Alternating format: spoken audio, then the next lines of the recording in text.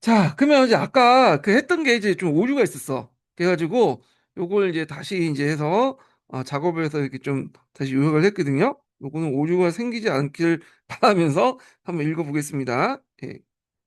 제시된 자료는 명나라 초기의 권력 쟁탈전인 정난의 변정난지변과 영락제의 북경천도를 다루고 있습니다. 원문의 핵심을 체계적으로 정리하고 텍스트에 축약되거나 누락된 역사적 인과관계와 세부 사실을 보완하여 재구성한 분석입니다.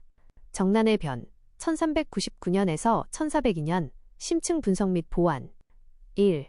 배경과 발발 원인 홍무제의 번왕, 체제 모순 명태조 주원장은 몽골 세력을 견제하고 황실을 수호하기 위해 아들들을 변방 제후왕으로 봉했습니다.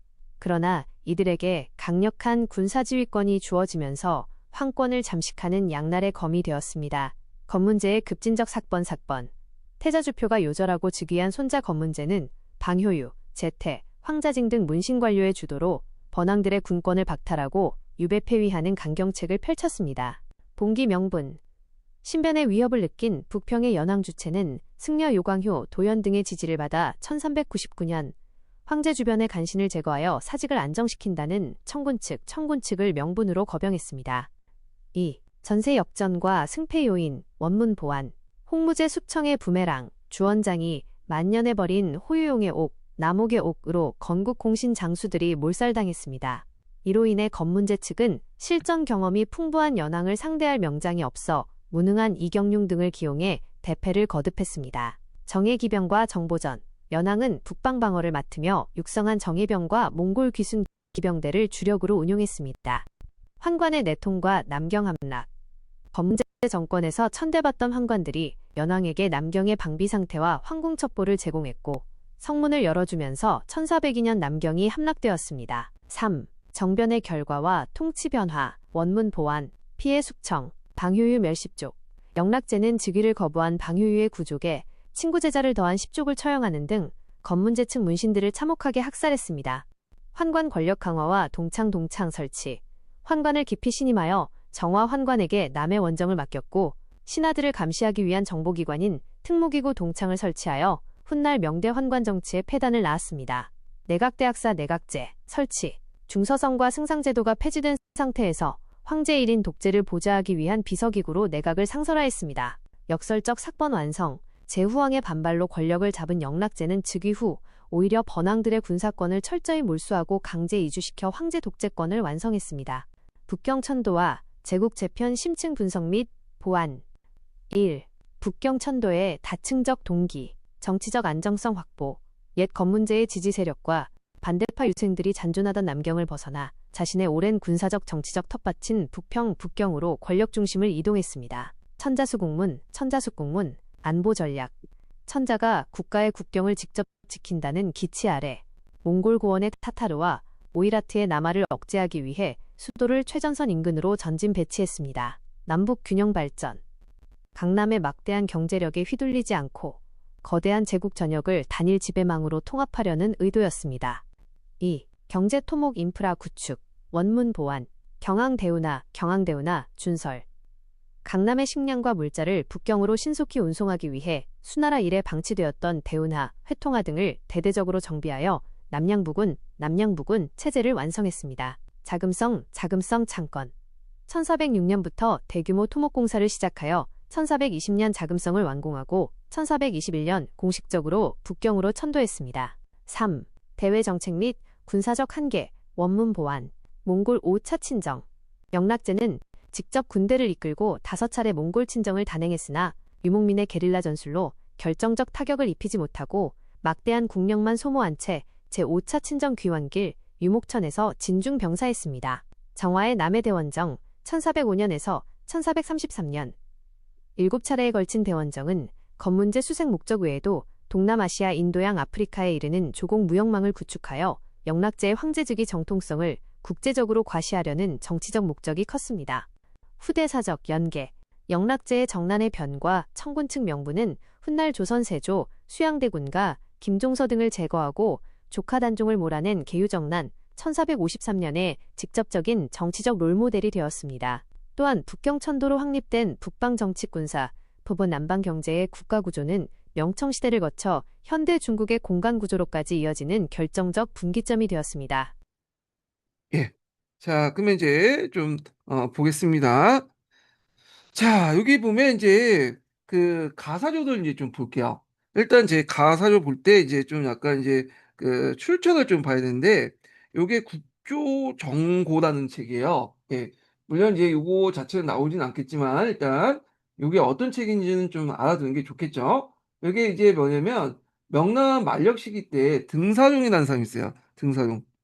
이 사람이 이제 뭐냐면 저술한 책이에요. 그러니까 명대에 저술한 거니까 당연히 지금의 관점과 달리 정난의 변을 상당히 긍정적으로 이제 인식한 상태에서 쓴 거다. 이렇게 이제 보시면 되겠습니다. 그래서 이 책은 명나라 전기부터 중기까지 거쳐서 정치, 군사, 대외관계, 제도, 인물들 에피소드를 여러 이제 다루고 있거든요. 그래서 막대한 이제 그 사료집 같은 성격을 띠고 있다. 이렇게 이제 보시면 되고요. 그래서 이제 그 간찬 정사였던 명실록이나 명사에 누록되거나 취약된 사건의 전말이나 당대 이제 관료들의 목격담, 병방 방어 및 대원정 같은 이런 것들을 그대로 이제 보고 드는 것들, 이렇게 보고 드는 건 아니지만 그대로 들은 것들을 그대로 적었다. 그래서 약간 이제 2차 사회적 성격이 있지만 그 앞에 이제 1차 사회가 벌였기 때문에 1차 사료군을 이렇게 평가받고 있는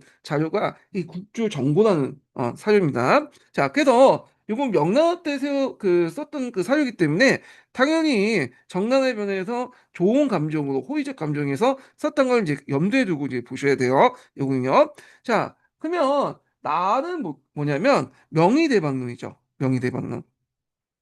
양조에 쓴 명의대본인데 이 명의대본은 뒤에 있으니까 그때 좀 더 설명하고요. 그 주요 내용을 보면 이 사람이 이제 일단 항조라는 사람이 강남 쪽의 사람이에요. 그러니까 이제 뭐냐면 북경을 이제 수도 옮긴 거에서 되게 비판적으로 이제 관점에서 쓴 거죠. 그래서 난경을 버리고 수도를 삼지 않는 것은 하인에게 창고를 남긴 것이고 요 북경촌도에 대해서 이제 비판하는 내용이다. 이렇게 이제 보시면 되겠습니다.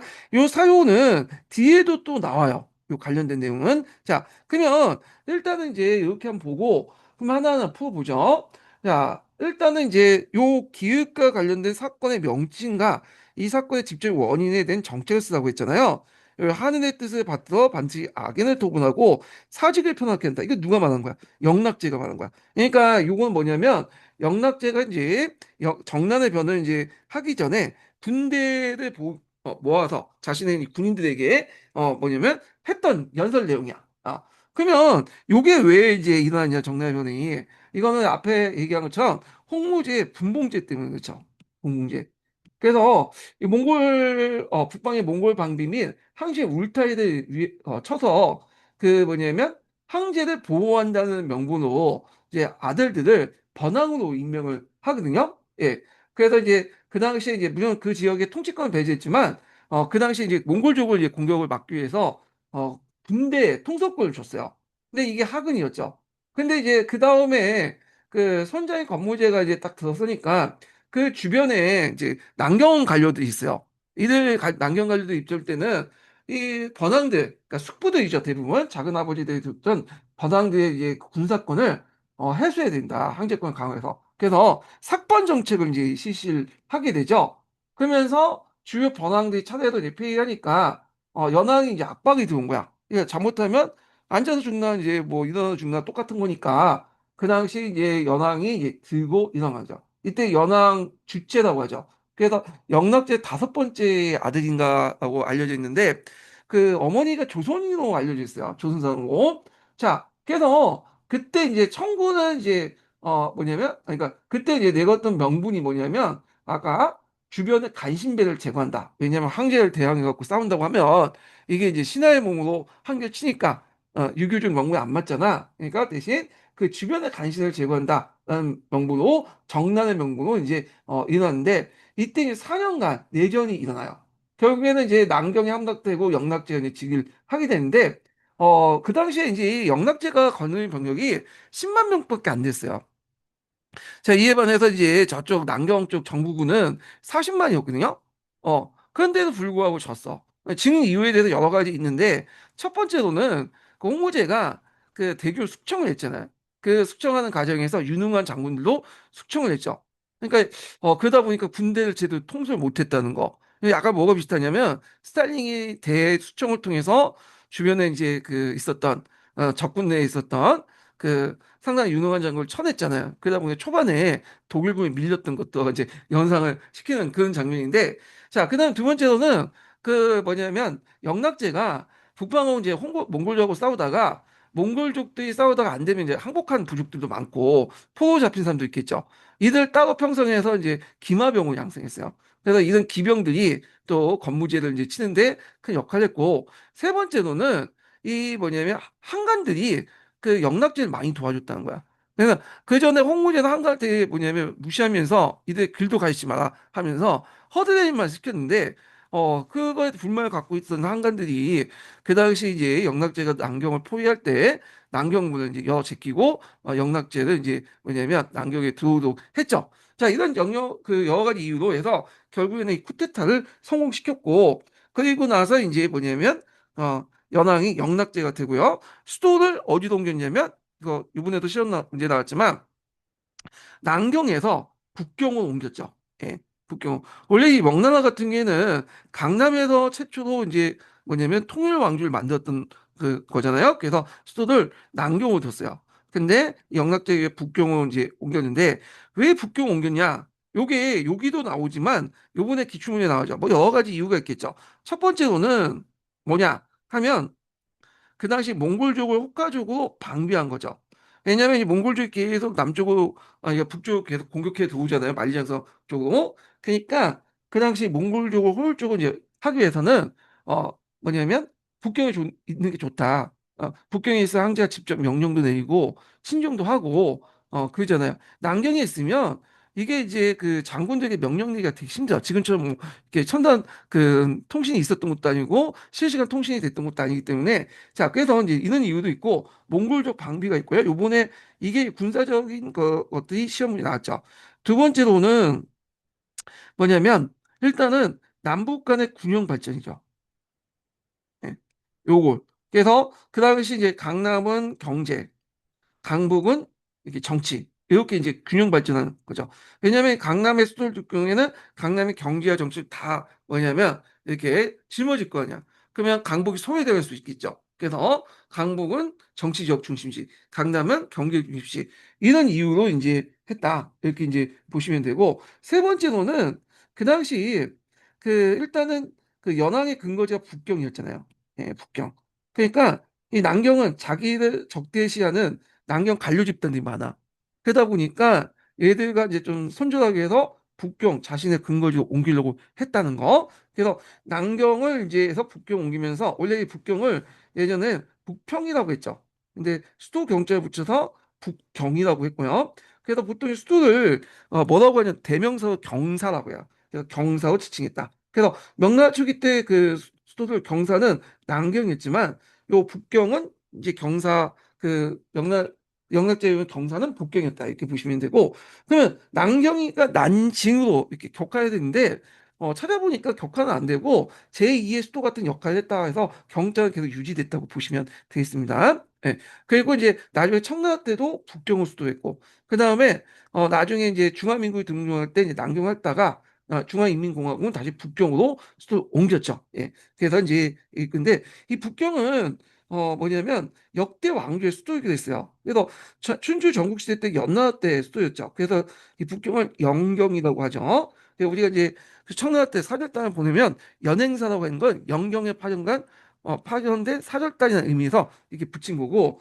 자, 그 다음에 이제 앞에 금나라 때 중경이라고 했던 것도 북경이고, 그 다음 원나라 때 대도, 그 다음에 명나라 때, 청나라 때 오늘날 중국의 수도이기도 하다. 이렇게 이제 보시면 되겠습니다. 당연히 그 수도를 북경 옮길 때, 처음에 남경 때 북경 옮길 때 강남 쪽에 있는 사람들은 싫어하겠죠.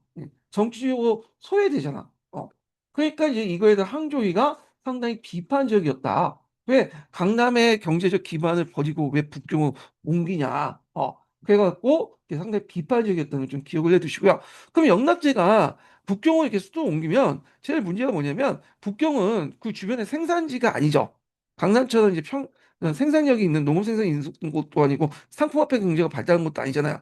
그러면 요 강남에 많은 그 북경에 많은 물자들, 그러니까 북경에 많은 이제 관료들이나 군인들이나 이런 사람 먹여 살려야 될 거 아니야. 그래서 그 당시 이제 항주부터 해가지고 북경까지의 운하를 정비를 했어요. 요 운하를 이제 경하대운하라고 하죠. 순화 때 만든 운하가 아니에요. 이거는 이제 쿠비랑칸 때 이제 만들었던 운하인데 요걸 이제 정비를 했다.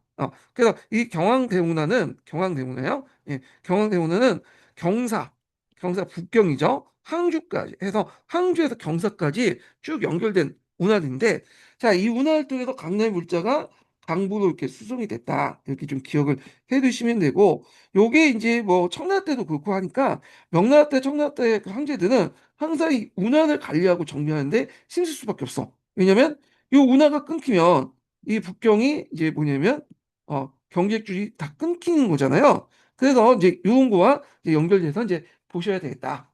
이렇게 이제 보시면 되겠습니다. 그래서 올해 이제 시험 문제 나온 것은 북경을 이제 옮긴 이유 중에 그 타타 오리게트를 이제 막기 위해서 몽골을 막기 위해서 옮겼다. 그게 시험 문제 나왔던 거죠. 예. 그래서 이제 영락제는 이제 방어 정책에 반주하지 않고 황제가 국가의 문을 지킨다. 천자 수구문이 나는 기치 안에 북경을 천도했다. 이렇게 보시면 되겠습니다. 이 사람도 5번에 거쳐서 원정을 했어요. 원정하는 도중에 병사를 했죠. 그 원정 중에. 자, 그래서 이제 이런 내용도 있고, 그 다음에 이제 나사조 같은 게 항저희가 이제 국교 수도 옮긴 거를 이제 뭐냐면 명나라 멸망 원인이다 하면서 이제 얘기를 한 거죠. 그 여러 이제 비율이 나오는데 자 여기 창고와 장농이 나오죠. 여기야. 예. 창고와 장농이 나 이건 뭐야? 강남 지역이야. 그러니까 물자 풍부한 강남 지역을 운유한 거고 그 다음에 여기 보면 물과 뜰이라는 말은 뭐냐면 북경 동방이죠. 강남 지역은 황제가 지키는 거고 그 문과 뜰, 그 북경 저희 강북 지역 같은 경우에는 그 하인들이 맡겨야 된다. 그래서 요 지역은 북방의 오랑캐 맞닿는 험난 지역을 뜻하는 거잖아요. 그러니까 항저우의 시각을 보면 부잣집 주인이 알짜배기 창고 강남을 하인에게 맡겨두고 저기 추운 문간 앞에 북경에 나서 직접 문을 지킨다는 건 어리석은 짓이다 하면서 비판했던 거야. 그래가지고 그 앞에 이제 천자수구문이 나는 그런 그 영락제 그런 구호를 아주 비판했던 거죠. 근데 이 항저의 생각이고 거시적인 제국적인 관점을 볼 때는 영락제 북경 천도가 신의 한 수였다는 거죠. 만약에 북경을 천도하지 않았다면 이 명나라는 하나의 지방 정권을 머물 수 있어. 왜냐하면 그 소외됐던 이 하북 지역에 있는 세력들이 뭐 일어날 수 있잖아. 또 새로운 왕조를 만들 수 있는 거잖아. 그래서 국토의 군영적인 관점을 볼 때는 상당히 신의 한 수였고 타고난 선택이었다. 이렇게 이제 보시면 되겠습니다. 자, 그래서 이런 내용도 이제 보시면 되고 자, 여기에서 이제 그 기획의 사건을 주도한 사람들이 시행한 거 정치의 목적 이렇게 있는데 여기 영락제가 왜 이렇게 수도로 옮겼는가? 북경 전도에 관련된 것들의 원인을 물어보고 있는데 이건 아까 제가 얘기했죠. 강남과 강북의 군영적인 발전, 영락제 세력 근거지, 북방 지역의 방비의 중요성 이렇게 이제 보시면 되겠습니다. 자, 그 다음에 7번 문제 볼게요. 자, 7번 문제는 이제 뭐와 관련된 내용이냐면, 요거는 상당히 명청시대 때, 그다음 이제 뭐냐면, 조세제도 관련된 내용이야.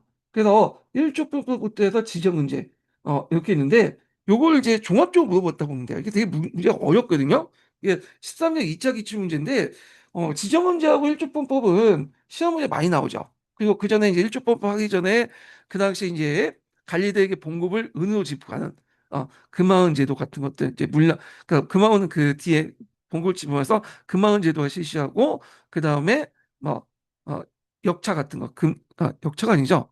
갑자기 은차 이런 것들 실시한 것들이 이제 나오는데 자 그게 조세제도 변화 관련된 내용인데 한번 이 관련된 내용을 읽어보겠습니다. 요거는 요즘에 이런 식은 안 나오지만 하나하나가 문제는 될 수 있어요. 예. 자, 한번 읽어볼게요. 예. 먼저 이제 문제를 읽어보겠습니다.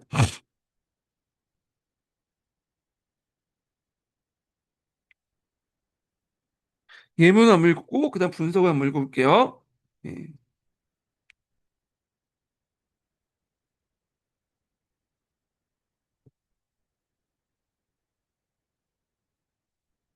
이건가?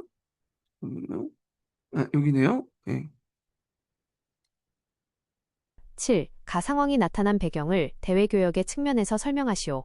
일과 같은 상황을 가져온 재정개혁의 배경을 가와 관련하여 구체적으로 기술하고 이 개혁의 내용과 결과를 당시 조세제도 운영의 문제점을 중심으로 상술하시오.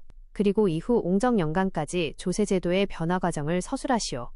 13년 2차 가정인연 일본의 사절종설과 송소경, 이기를 나누어 입공하여 서로 진위를 다투었다. 시박중과래은 이 소경의 뇌물을 받고 그를 비호하니 종설 이마침내 크게 영파를 약탈하였다. 급사중 하원 이 외환의 원인이 시박에 있다고 하여 마침내 그것을 없애다. 시박이 이미 폐지되었으나 일본의 해고는 멋대로 왕래하면서 해상의 간호와 교통하니 법금이 시행되지 못하여 구적이 되었다. 가정 30년 선보와 대동에 마시를 열었다. 중략, 알탄이 들어와 노략질하였는데 대동에 마시가 열리면 선보를 노략질하고 선보에 마시가 열리면 대동을 노략질하였다. 교역을 다 마치기도 전에 경보가 뒤따라 이르렀다.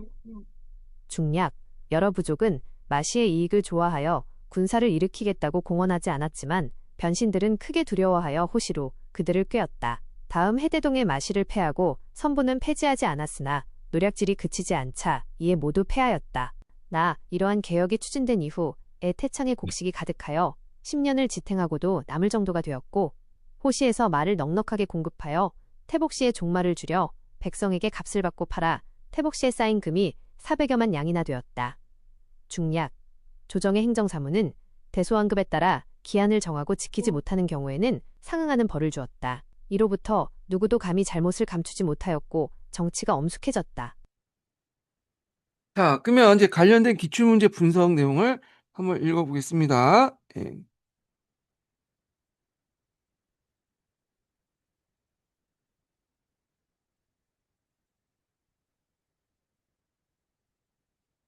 자, 좀 볼게요.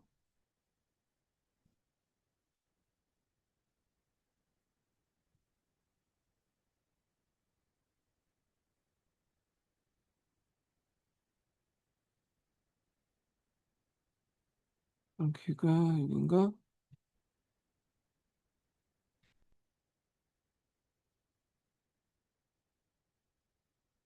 아, 이게 아니네요. 잠깐만요. 이거는 강의 대본이고, 어, 분석 읽기를 내가 어좀 이상하다 했다. 너무 많았어. 예. 자, 마지막 인증번호 알려드릴게요. 마지막 인증번호 22번입니다. 예, 마지막 인증번호 22번이에요. 예,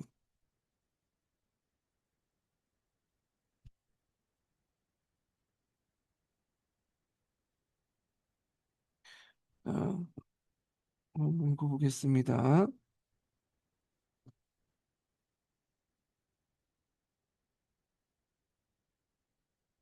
16세기 명나라는 북방 몽골, 타타르 오이라트의 침입과 남방 왜구의 창궐이라는 북로남해의 안보 위기에 직면했으며 이를 수습하는 과정에서 장거정의 내정 외교 개혁과 일조편법이 단행되었습니다.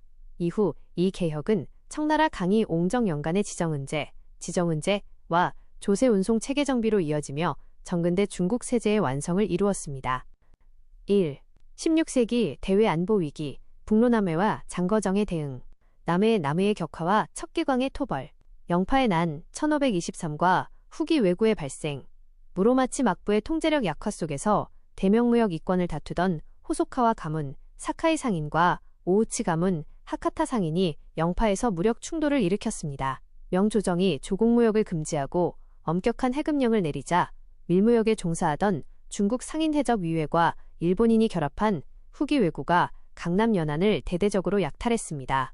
척계광의 활약 장거정은 남해를 방비하기 위해 척계광을 등용했습니다. 척계광은 12인을 한 조로 화약무기와 근접병기를 유기적으로 결합한 소단위 전술 편제인 원항진을 창안하여 절강복권 등 강남 지역의 왜구를 성공적으로 소탕했습니다. 북로의 위협과 알탄칸의 경술변란 1550 경술지변 타타르부를 통합한 다얀칸의 손자 알탄칸 아르다칸은 명예북변을 지속적으로 압박하다가 1550년 가정 29년 명예수도 북경을 수일간 포위하는 경술변란을 일으켰습니다.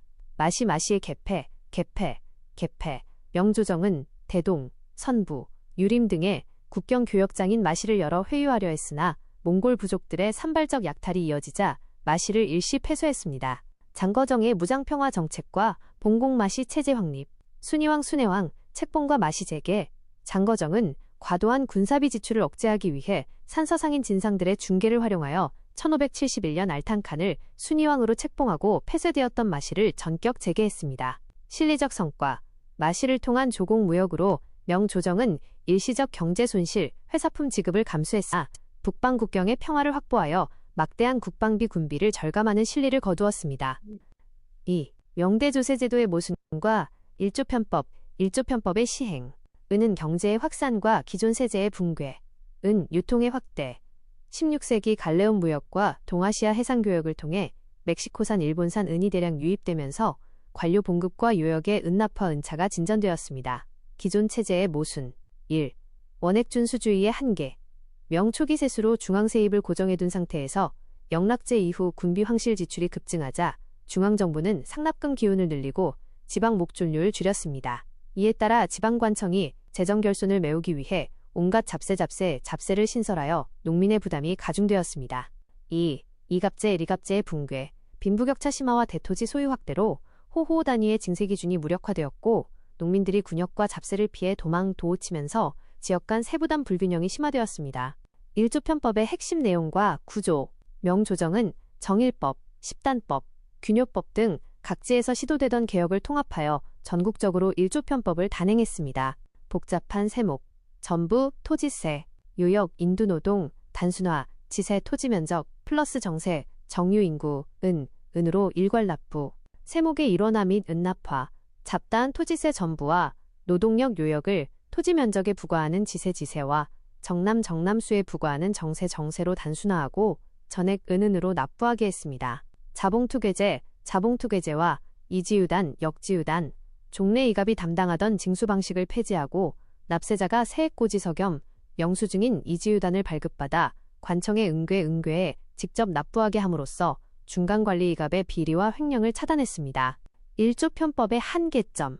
부가세 남발, 임진왜란 지원 및 후금청 방어를 위한 군사비 조달 명목으로 삼향, 요향, 연향, 초향 등의 가혹한 부가세가 덧붙여졌습니다. 시력의 잔존, 군량미를 운반하는 조량과 황실중앙 관료의 식량을 북경으로 운송하는 백량은 일조편법에 포함되지 않고 농민의 직접 운반 부담 시력으로 남았습니다. 부담의 정가와 호적 누락, 지주들이 지세를 소장농 전호에게 정가하였고 정세 인두세 부담을 피하기 위해 사내 아이가 태어나도 호적에 등재하지 않는 은닉 현상이 만연했습니다.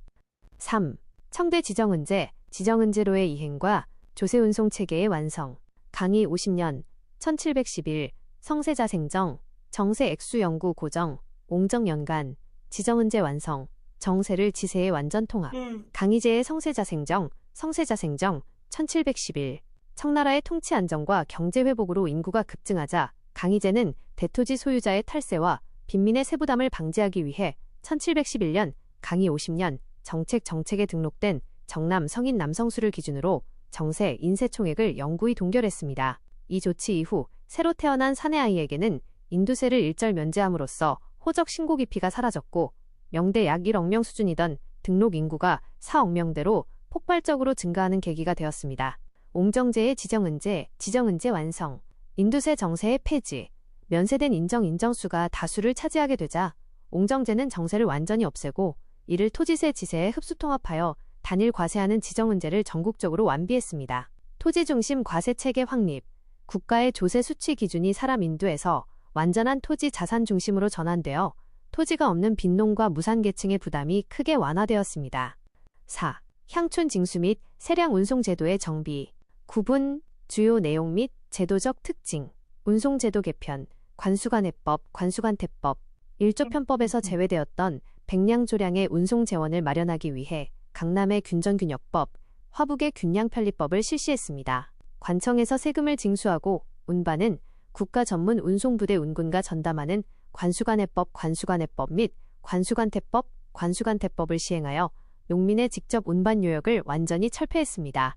향촌 행정 정비, 순장편리제, 토지 변동 파악의 어려움을 해소하기 위해 명초의 임의적 호호 단위 편제에서 벗어나 실제 자연 촌락을 기초로 세무를 재편한 순장편리제를 실시했습니다. 토지를 분산 소유한 경우에도 거주지 관할에서 일괄 납부하도록 행정을 간소화했습니다. 구조적 폐단, 포람, 별표연청 관할과의 거리가 먼 향촌의 특성상 지방 유력자인 신사 계층이 여러 가구의 세금을 대신 납부해주는 청부행위인 포람, 관행이 잔존하여 신사들이 중간에서 농민들의 세금을 착복하는 한계를 드러내기도 했습니다. 지정은제가 전국에 안착하면서 일반 조세와 백량조량 운송비는 국가재정지세 내로 통합 일원화되었고 운송요역을 보조하던 균정균역법과 관수관의 관태법 역시 자연스럽게 국가재정 운용체계 속으로 흡수되었습니다. 예. 자, 그러면 이제 여기에서 제가 이제 뭐 일조편법하고 지정은제 부분은 중요하니까 설명하는데 그 뒤에 이제 간수 간해법이니 뭐 이렇게 이제 중간에 있는 것들 그러니까 일조편법에서 지정에 넘어가는 그 여러 가지 법들이 있거든요. 근데 이거는 굳이 이제 지금 임용 시험에서는 나올 가능성이 별로 없을 것 같아요. 이게 수준이 상당히 높고 뭐 나와봤자 뭐 틀리면 되는 거죠. 예. 그래서 그런데 이제 여러분들 관심 있는 분들이 있을 것 같아서 일단은 자세한 것은 이제 기출문제 분석에도 적어놨고요. 그다음에 여기 좀 보시면 좀 이걸 제가 여기 정리를 해가지고 도표를 만들었어요. 그래서 명시기 때 이제 그 조세제도가 명중기 때 말기 때 어떻게 변화됐는가 일조편법에서 지정문제 가는 도중에 이런 내용들을 좀 이렇게 하늘에 볼 수 있도록 이렇게 정리를 했거든요. 요 내용은 명천시대 사회경제사하고 그다음에 강자중국사가 있어요. 이 내용을 이제 좀 정리했다는 거죠. 그래서 관심 있는 데는 이렇게 보시면 될 것 같고, 여기에서는 이제 주요하게 볼 것은 주로 이제 일조편법, 그다음에 지정문제. 이 부분을 이제 초점을 맞춰서 공부를 해 두셔야 되겠죠. 자, 요거는 상당히 좀 큰 그림을 그리면서 공부를 해 두시는 게 좋을 것 같아요. 요거는 하나하나가 이제 시험 문제에, 그러니까 이런 식으로 문제 나오진 않지만 하나하나가 세부적으로는 나올 수 있으니까 요건 이제 좀 큰 그림을 그리면서 좀 볼 필요가 있는데 자, 요 관련된 내용을 한번 정리를 좀 해보고 나서 이제 하겠습니다. 이거는 문제를 푸는 게 아니라 정리를 하시고 넘어갈게요. 문제 풀 수가 없어요. 요 내용은요. 자, 일단은 사육 가 부분이 있죠. 사육 가 부분. 요 관련된 내용인데 자, 요거는 이제 북로 남해와 관련된 내용이 있죠. 여기는 그래서 이 사유가는 뭐냐면 북로 남해와 관련된 거야. 16세기 때. 그래서 그 당시 영파의 난이나 타타르의 침입 같은 것들이 이제 일어났죠.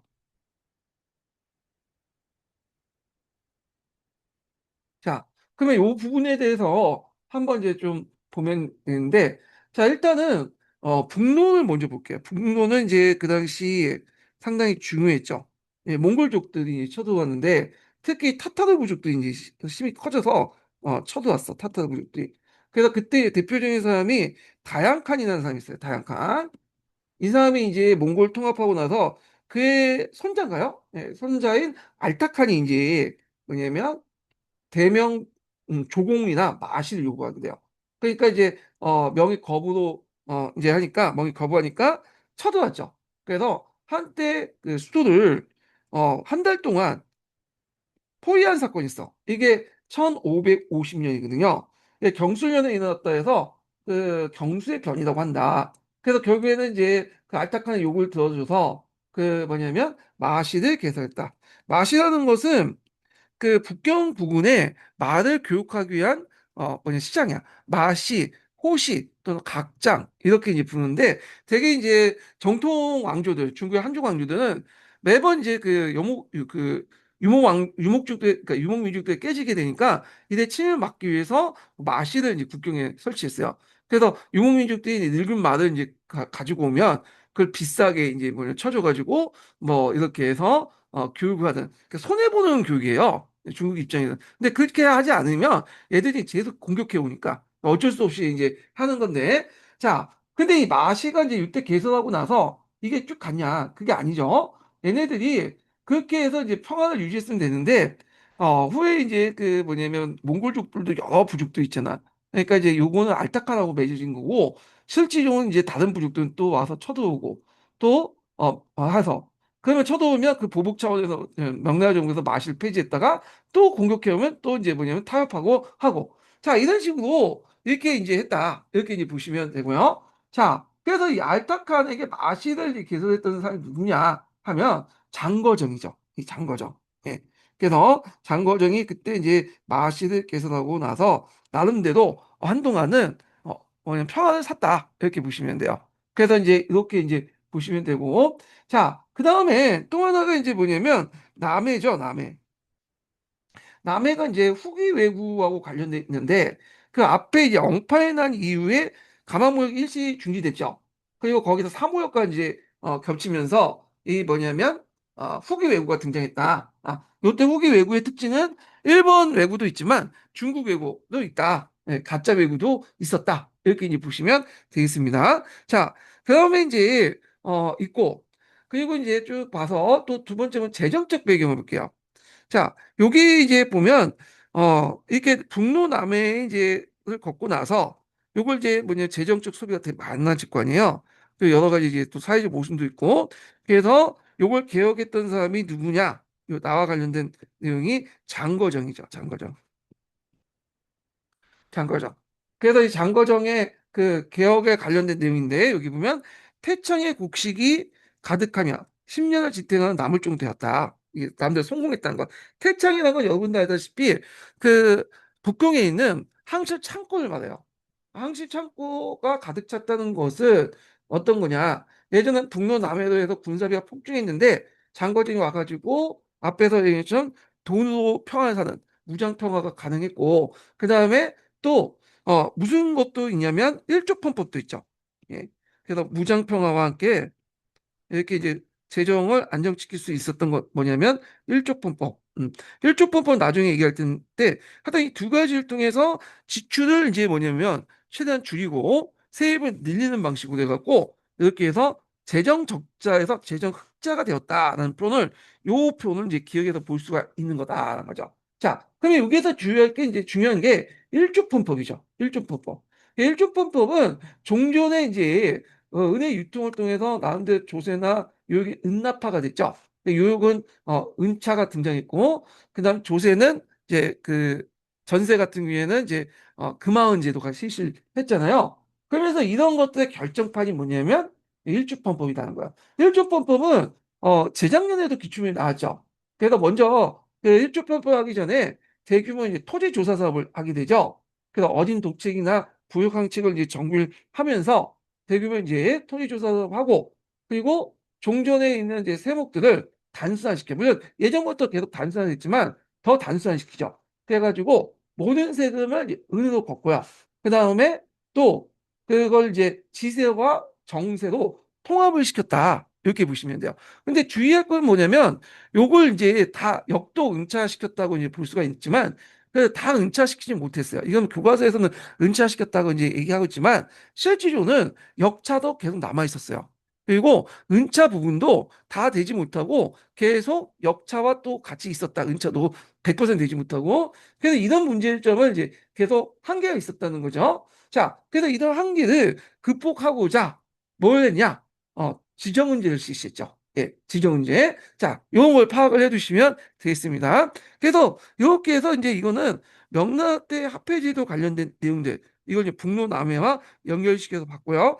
지정문제 관련된 내용은 그 뒤에도 있어요. 그 뒤에도 있으니까 그때 한번 다시 설명을 해보도록 하겠습니다.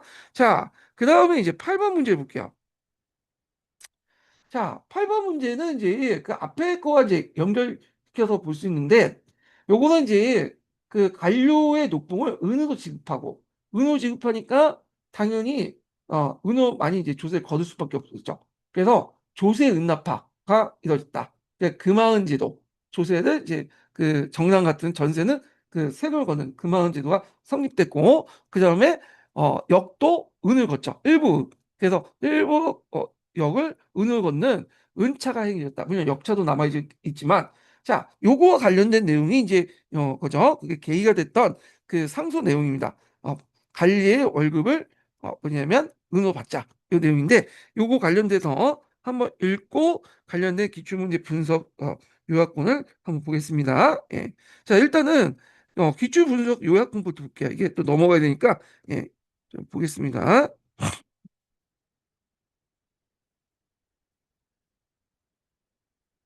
제시된 사료는 15세기 명나라 초기 현물지폐 경제에서 은은 중심의 화폐 경제로 전환되는 역사적 과정, 은납화의 전개, 글로벌 은, 유입과 상품 작물 재배를 통한 상품화폐 경제의 발달, 은광 개발을 둘러싼 사회적 갈등, 엽종류의 난, 그리고 일조편법 및 청대 지정은제, 지정은제로 이어지는 세제개혁의 맥락을 심층적으로 다루고 있습니다. 핵심 내용을 체계적으로 구조화하여 요약하고 상세히 설명해 드립니다. 1. 15세기 음납화의 시발점, 관리봉급의 은 지급, 1436년, 명초 홍무제 이래 정부는 민간의 은 사용을 엄격히 금지하고 집회인 대명보초와 동전 중심의 통화 정책을 고수했으나 15세기에 이르러 농업 생산력 향상과 고가 하락으로 인해 경제 구조의 근본적인 균열이 발생했습니다. 1433년 강남 토지세 대납, 쌀 한석는 은 이전 5푼, 1436년 북경 관료 봉급 은 지급 국가 회계의 은 중심 전환, 1436년 영종원년 북경 무관들의 상소, 당시 관료들의 봉급은 남경에서 쌀 미국으로 지급되었습니다. 그러나 남경에서 쌀을 팔아 생필품으로 바꾼 뒤 북경으로 운송하는 과정에서 쌀값은 폭락하고 물가는 비싸 실제 수입이 10분의 1 수준으로 격감했습니다. 이에 무관들은 봉급을 은으로 지급해 줄 것을 청원했습니다. 금화은 제도의 선행, 1433년. 이보다 앞선 1433년부터 강남 지방에서는 농민이 남경까지 쌀을 직접 운송하는 가혹한 요역 부담을 덜어주기 위해 쌀 한 석당 은 이전 5푼의 비율로 토지세를 은으로 대납 금화은하도록 허용했습니다. 국가재정의 전환, 관리봉급의 은 지급을 계기로 명나라 국가회계에서 곡물 포목 등 현물과 보초의 비중이 급감하고 은이 국가재정의 중심화폐로 공인되었습니다. 이는 요역의 은납화, 은차와 이가벽의 은납화로 이어지는 결정적 도화선이 되었습니다. 2. 명대보초의 실패와 원나라 교초와의 차이점. 명나라의 지폐 보초가 시장에서 퇴출당하고 은이 그 자리를 대체하게 된 것은 제도적 설계의 차이에 기인합니다. 원나라 교초의 가치 유지 비결. 원나라의 교초 역시 불안지폐로서 인플레이션이 잦았으나 국가가 소금 전맷에 염과와 북방의 포은을 반드시 교초로 납부하도록 강제함으로써 지폐의 통화 가치와 유통 기반을 지속시킬 수 있었습니다. 명나라 대명보초의 붕괴, 명태조가 보초 제거사, 보초제 주사를 두고 발행한 보초는 원나라처럼 소금세나 정규세금과 연계하여 가치를 보장해주는 흡수장치가 전무했습니다. 결국 극심한 가치 폭락으로 시장에서 외면당했고 민간에서는 실질 가치를 지닌 은을 비밀리에 거래수단으로 삼았습니다. 3.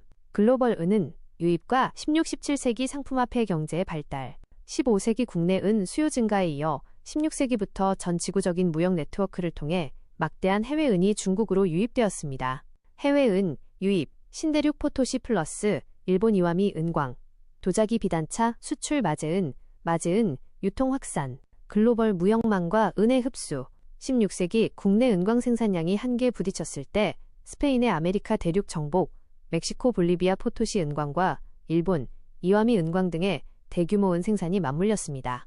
유럽, 스페인, 포르투갈과 일본은 중국의 고부가 가치 상품인 비단, 도자기, 차를 매입하기 위해 막대한 은을 지불했고 중국은 세계 은의 종착지 실버싱크가 되었습니다. 당시 유통된 은은 말발굽 모양의 마제은 형태였습니다.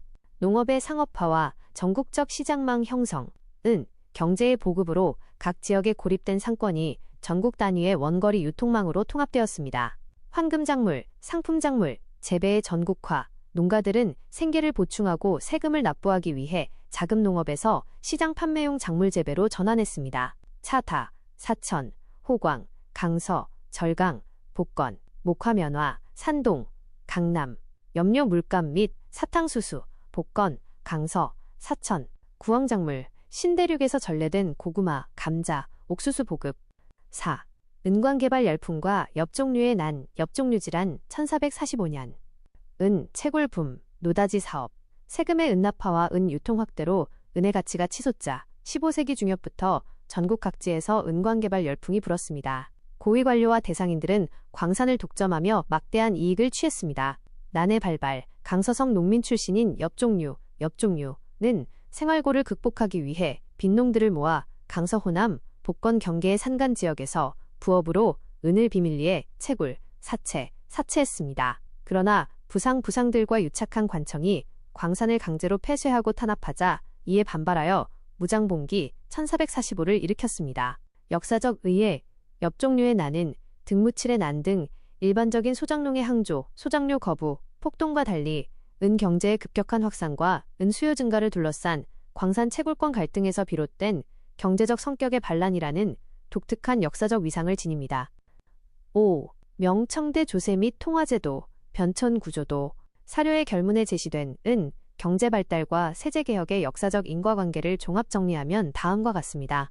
명청대 은 경제 및 세제 변천사, 자연경제 및 집회 보초, 동전 보급 정책 실패 검은색 아래쪽 삼각형.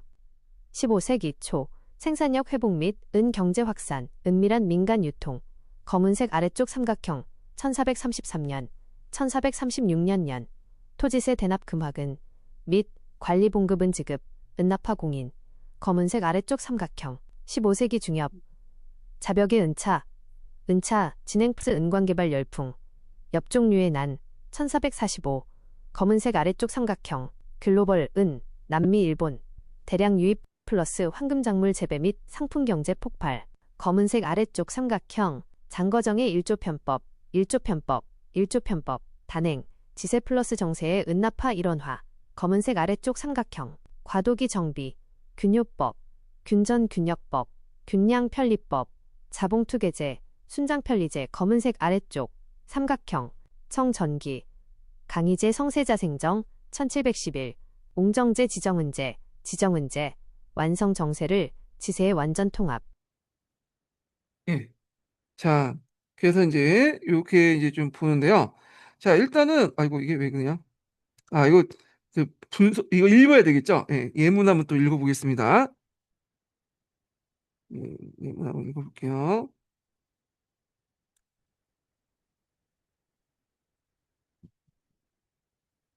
어디까지 읽는 거야?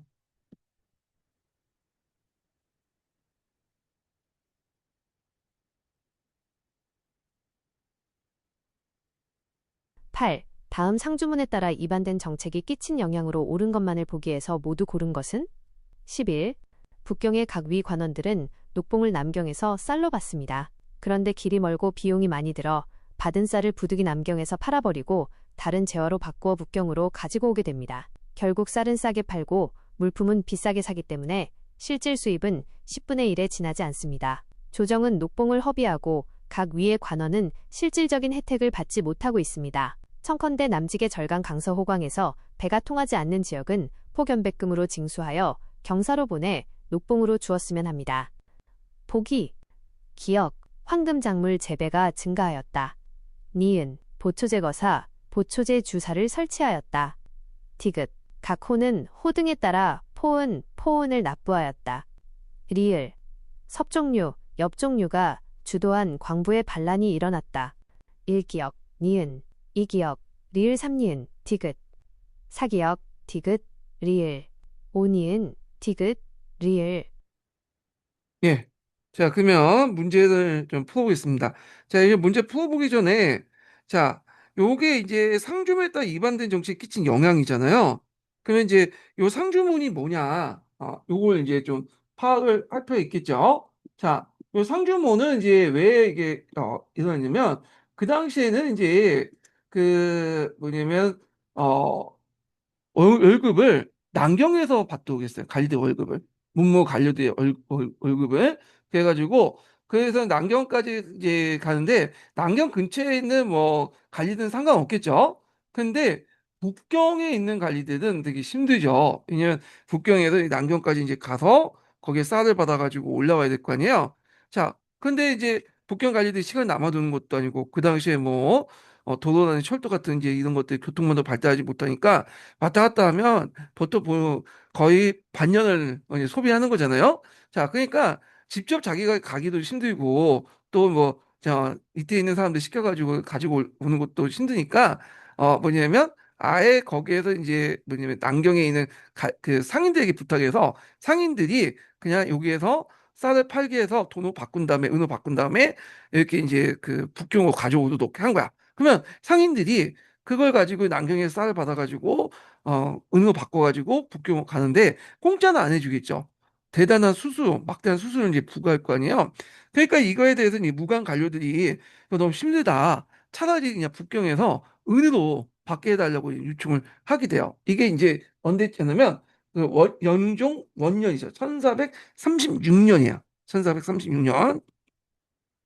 자, 그러니까 항제가 좋다. 그러면 요거에 대해서 너희들 뜻대로 북경에서 은을 지급하겠다. 이렇게 있는데 처음에는 모든 관리들 대상은 아니에요. 여기 이제 무관들 특히 이제 뭐냐면 주로 그 대운하와 통하지 않는 그런 무관들 있죠. 그러니까 운하 시설하고 연결되어 있지 않은 지역에 있는 무관들을 대상화하다가 모든 관리들에게 다 학대 적용되기 시작한 거예요. 예. 자, 그래서 이제 일단은 은으로 이제 이렇게 봉급을 주니까 당연히 정부 입장할 때 은이 필요하겠죠. 그러면 어 농부로부터 그다음에 그 상인으로부터 뭘 받겠어요? 은으로 받아야지만 봉급을 줄 거 아니에요. 그래서 그 당시 세장 조세죠. 조세 네, 전세로 할게요. 토지세를 받을 때는 뭐 은으로 받도록 이제 한 거야. 이걸 이제 뭐냐면 그 우리가 는 금하 그 제도가 뭐냐면 금하은 제도죠. 금하은 제도. 예. 그래서 이제 이게 계기가 됐던 조치가 요 1436년에 그 조치다. 이렇게 이제 보시면 되겠습니다. 그래서 이제 저희 정통제부터 해서 금하은은 제도해 갖고 조세를 이제 전세를 이렇게 세금을 걷도록 했다. 그럼 왜 금하은이냐? 이 당시 이게 배금을 전용해서 간에 확보할 때 은계 포면에 뻔분이를 이제 이렇게 새겨놓는 그런 관례가 있었나 봐요. 그 은을 이제 할 때 거기 꽃무늬가 있다 보니까 은으로 이렇게 납부할 때 그게 보이잖아. 그래서 금화은제도 이렇게 이제 했고 그 당시 이제 항신 및 간청의 재정을 관리하는 태창은고로 들어가는 관료대 그런 녹봉지금이나 분비에 이제 좀 사용했다. 이렇게 이제 보시면 되겠습니다. 그러면 이렇게 그 지세가 이제 은납화되니까 전세가 은납화되니까 역도 은납화되죠. 그래서 이제 역도 은납화되는데 역 중에 이제 은납화된 역을 은차라고 해요. 은차. 근데 계속 이제 뭐냐면 남아있는 그러니까 자기가 노동력을 뺀 것을 역차라고 하고요. 그래서 이제 이걸 이제 좀 더 은차시켜 가지고 이제 계속 발전돼서 앞에 일족편법 있죠. 일주분법을 해가지고 은차가 확대돼 나가죠. 그렇지만 역차가 좀 남았어요. 예. 그리고 은차된 역도 실제로 계속 역차도 이제 받는 지역도 있었고요. 그래서 이런 것들을 개선하기 위해서 뭐냐면 지정은제 가면서 완전하게 이제 뭐냐면 이게 은납화되죠. 예, 역차가 은납화되고 그다음 지세와 그 지세와 그 당시 역이 합쳐지게 되죠. 그래서 지세도 이제 통합해서 걷는 바뀌게 되는데 자 하여튼 이렇게 있다 이렇게 보시면 돼요. 그러면 이걸 통해서 이제 그 뭐냐면 세금을 은으로 걷다 보니까 당연히 농민들이 은이 필요하겠죠. 뭐 도시 지역 같은 경우에 은을 구하기 쉽지만 농촌 지역 같은 경우에는 은 구하기가 어려웠어요. 그래서 이 농촌에 있는 농민들이 은을 구하기 위해서 당연히 뭐 황금 작물 같은 걸 재배하고 상품화폐 경제에 적극적으로 이제 뛰어들 수밖에 없겠죠. 그 면직물이나 그 면직물이나 견직물을 이제 뭐냐면 그 해서 생산하고 황금 작물을 재배하고 그러면서 은을 이제 확보를 하려겠다 이렇게 이제 보시면 되겠습니다. 자 그러면 여기에서 이제 보면 모두 고른 곳이냐 모두 고른 곳을 보니까 자 화폐 경제가 발달되면서 은 경제가 보급되면서 황금 작물 재배가 증가됐다 맞죠? 예. 그래서 그 당시 국가는 세금과 관료 높음을 은납화 시키면서 시장에 은혜 거래 통화가 이제 정착되고 농가에서 은을 확보하기 위해서 시장에 팔 목화, 뽕나무, 그 다음에 사탕수수, 차 등 상품 작물을 이제 뭐냐면 재배가 폭발적으로 뭐냐면 증가했다. 이 황금 작물이라는 건 당장 이제 뭐 시장에서 돈으로 바꿀 수 있는 작물 얘기예요. 예. 자, 그 다음에 두 번째가 보초 제거사를 설치했다. 요건 틀리죠?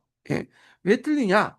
자, 요거는 이제 보초 제거사는 명나라 건국 초기 때 명태조 홍무제가 집행 대명 보초를 뭐냐면 널리 보급을 하려고 했어요. 예. 그 당시에 전쟁이 이제 오랜 시기 동안 전쟁을 하다 보니까 거의 이제 뭐냐면 시장이 항폐화됐죠.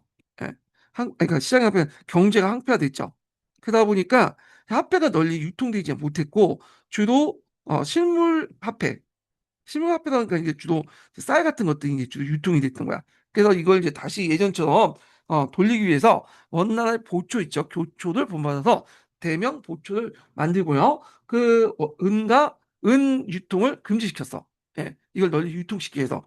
자, 그래서 이걸 관리하기 위해 보초 제거사를 설치했는데, 자, 실제로 잘 안 됐다는 거죠. 예, 왜냐면 이 보초 자체가 화폐로서 가치가 없는 거야. 원나라 같은 경우에는 보초가 나름대로 예전처럼 영가라든지 그런 촌합을 해서 이렇게 같이 유지했잖아요. 근데 이게 안 되는 거죠. 거래적인 어떤 그 교환 가치가 없다 보니까 이 대면 보초는 그냥 종이 조각에 불과한 거예요. 네. 그래서 실제로 잘 안 됐다. 그래서 명나라 초기 때는 이렇게 이제 뭐냐 쌀을 중심으로 한 물품한테 합의를 하다가 어느 경제가 이제 활성화되면서 명나라 중기 때 은으로 이제 뭐냐면 교환하는 체계가 발전됐고 그 계기가 됐던 것은 앞에 얘기했던 이런 조치였다. 이렇게 이제 보시면 되겠습니다. 자, 그래서 이렇게 있고 각 호에 호등에다가 포원을 납부했다. 이것도 틀리죠. 이거는 명나라 때가 아니라 원나라 때야. 원나라 때. 예. 이 원나라 때인데 포원은 원나라 시기 때 하북 지역의 정복민들에게 하북 지역 피정복민들에게 그 호등에 따라서 은 또는 교초죠. 징수했던 이 가찰 세목 중에 하나야. 초창기 때는 은으로 걷다가 포원이라는 자체가 원래 은으로 걷는다는 의미잖아요. 이걸 이제 교초로 걸어서 교초가 일종의 교환 가치를 가지게 되는 그런 계기가 됐던 건데 요거는 원과 관련된 내용이고요. 그다음에 섭종료가 주도하는 강부의 반란이 났다. 예, 맞죠? 요거는 좀 이해하려면 섭종료라는 사람에 대해서 설명할게요. 요거는 약간 기본서에는 안 나는 사람이죠. 교과서도 안 나와 있고. 그래서 저도 이제 그 득보잡지에서 찾아가지고 일단은 문제 분석을 해놨거든요.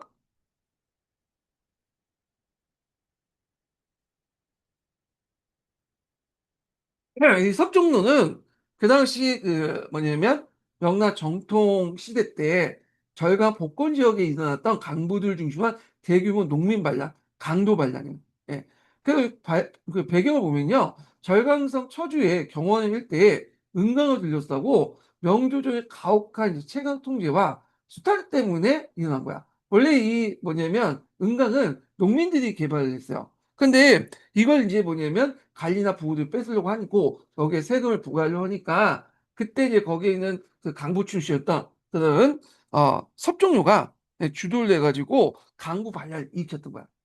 그래가지고 이제 그 당시 이제 섭종료는 수도 대항해가 친하고 간청을 습격하고 빈민들 구업해서 절강, 복건, 강서 같은 세 개의 이제 뭐냐면 지역을 이제 뭐냐면 그 장악했다는 거죠. 자, 그래서 결국에는 정부가 이제 그 뭐냐면 군대를 파견해서 간신히 진압을 했다.